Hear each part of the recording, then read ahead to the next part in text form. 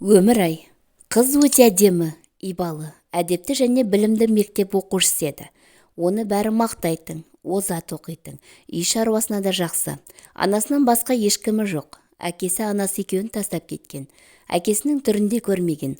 Анасының айтуынша, әкесі оны тастап, өзге елмен басқа жерге кеткен екен. Қыздың анасы қарапайым сатушы.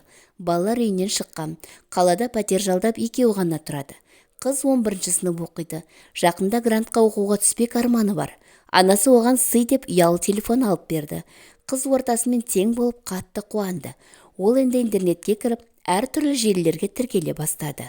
Осылай күндер өтіп жатты. ұбт-ға дайындалып және ғаламторға кірумен күндер жалғасты.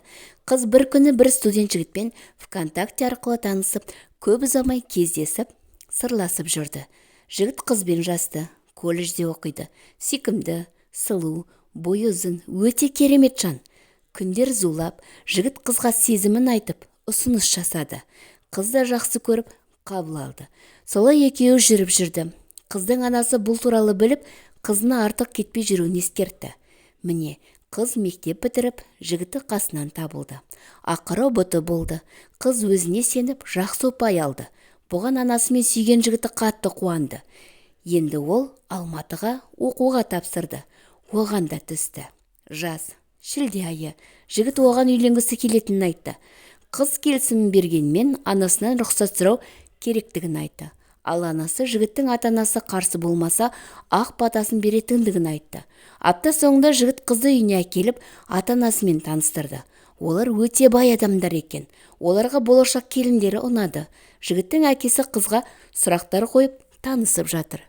Қызым, әкең анаң бар ма? Анам бар, әкем жоқ. Жә, өмір ғой, деп жігіттің әкесі ойланып қалды. Қызым, тегің кім? Анаңның есігім. Тегім Хасенова, анам Үміт, деді қыз. Осы сөздер жігіттің әкесіне қатты тиіп, жүрегін жарып шықты. Себебі алдында отырған қыз оның тастап кеткен туған қызы. Ойланып мұңға батты, бірақ ештеңе айтпады. Жігіт қызды үйіне апарған соң өз үйіне оралды. Әкесі ұлына, ол қызға үйленбейсің, ол кедей, бізге лайық емес деп кесіп. Әке, олай деме, бәрібір мен оны сүйем. Ұлым, бір нәрсе айтам, тек сен ренжіме, жарай ма? Я, айтыңыз. Әкесі бәрін айтып берді. Жігіт жылап әкесіне қатты сөздер айып, үйден шығып кетті. Қызға айтуға батылы бармады. Тастап кеткен әкенің ұлымен жүргенін естісе, қыз жоламайтынын біледі. Қарындасын сүйгеніне қатты қиналып, хабарсыз жоқ болып кетті. Қыз алаңдап қоңырау соқты, өшірулі. Үйіне бармақ болды, барды да. Ұлдарын сұрап еді, әкесі жылап қызға ақиқатты жайып салды. Қыз езіле отырып жылап, әкесін ұра берді. Сол уақытта ұлдары келе қалды. Жігіт қызды жұбатып, екеуі үйден кетіп қалды. Қарындасы әрі сүйгенінен ол, біз кінәлі емеспіз, үйленеміз, мен сені сүйем, деді. Қыз, жоқ, жібер, сен менің ағамсың, үйленбейміз, кешір мені. Олай айтпа, сен мені сүйесің ғой. Жоқ, қазір бәрі өзгерді, енді маған жолама. Сонда мен кінәлімін бе?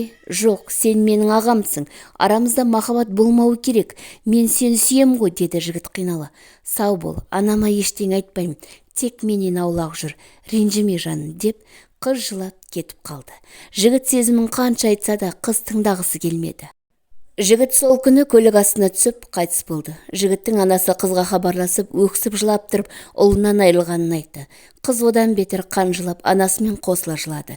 Тас жүрек әке ұлынан айырылғанын естіп, сөйлемей мылқау боп қалды. Жігіт жерге көмілді. Қыз өзін кінәлаумен жүр, сағынды, қайта оралмайтынына сенбейді. Тұңғиық әлемде мұңмен күн кешуде. Жігіттің қабір басынан шықпайды. Әкесін жек көріп, халін де сұрамады. Әкесі мылқау, өз ұлын жұтқаны үшін өзін жек көрді. Сонда кім кінәлі? Өмір-ай.